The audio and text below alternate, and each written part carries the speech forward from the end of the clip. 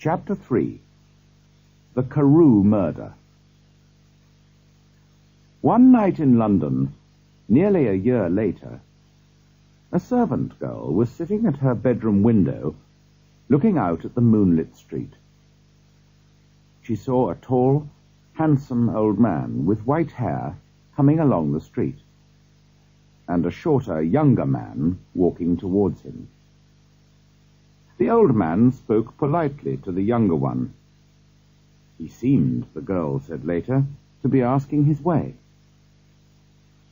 Then the girl looked more closely at the younger man and recognized him. "It was Mr. Hyde," she said later. "He once visited my master." Mr. Hyde, the girl said, was carrying a heavy stick. He was playing with it impatiently as he listened to the old man. Then suddenly he seemed to explode with anger. "He was like a madman," the servant girl said. "He shook his stick at the old man, who stepped back in surprise. Then he hit the old man violently with the stick and knocked him to the ground. He beat the helpless body again and again. I could hear the bones breaking. It was so terrible that I began to feel ill. Then everything went black, and I don't remember anymore." It was 2 o'clock in the morning before she was conscious again and able to call the police. The murderer had disappeared, but the dead man was still lying on the ground with the murder weapon beside him. The stick had broken in the middle, and one half still lay beside the murdered man. The police decided that the murderer had carried away the other half. A gold watch and a purse were found in the dead man's pockets, but no cards or papers, except a letter addressed to Mr. Utterson. A policeman brought this letter to the lawyer the next morning. Together, they drove to the police station where the body had been taken. A police inspector showed him the body. "Yes, I recognize him," said Mr. Utterson heavily. "He is Sir Danvers Carew." "Thank you, sir," said the inspector. "And do you recognize this?" He showed Mr. Utterson the broken stick and told him the servant girl's story.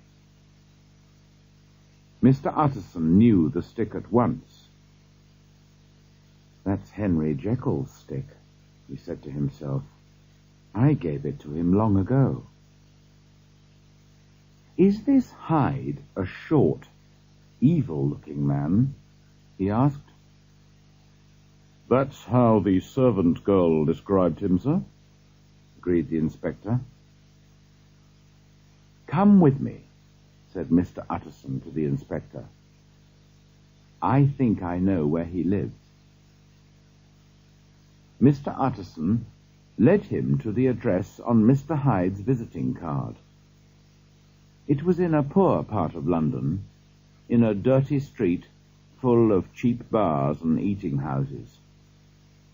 This was the home of Henry Jekyll's favourite friend, the man who would inherit Jekyll's £250,000. An old servant opened the door. Under her silvery hair was a smooth face with a false smile and evil eyes. But she was polite enough.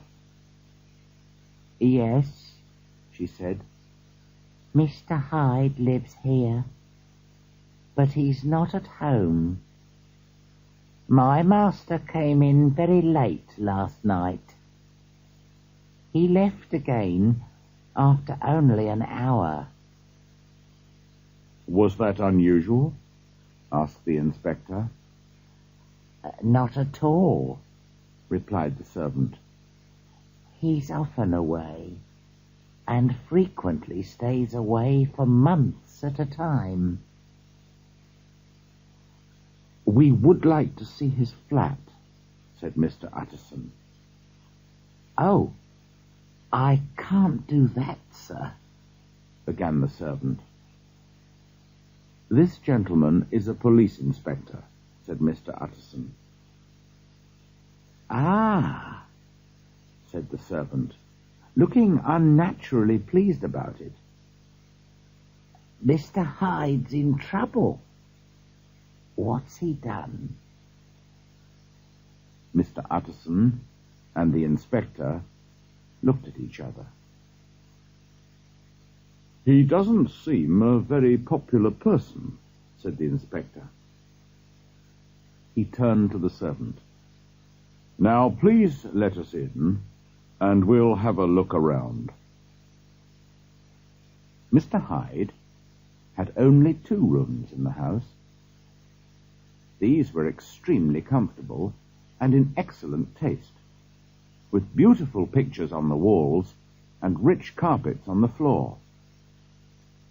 Everything was wildly untidy, however, and the fireplace was full of half-burnt papers. Among these, the detective found part of a checkbook. He also found the other half of the murder weapon. Excellent, he said. Now, let's visit the bank and see if they recognize this checkbook. Sure enough, the bank held several £1,000 in an account in the name of Edward Hyde. We've got him now, sir, said the inspector. We've got the murder weapon, and we've got his checkbook. Now we only need his description on the wanted notices.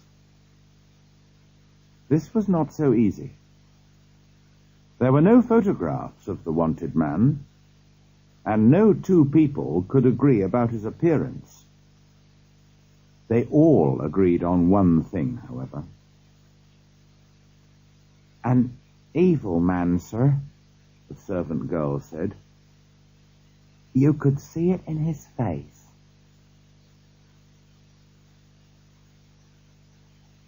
End of side 1.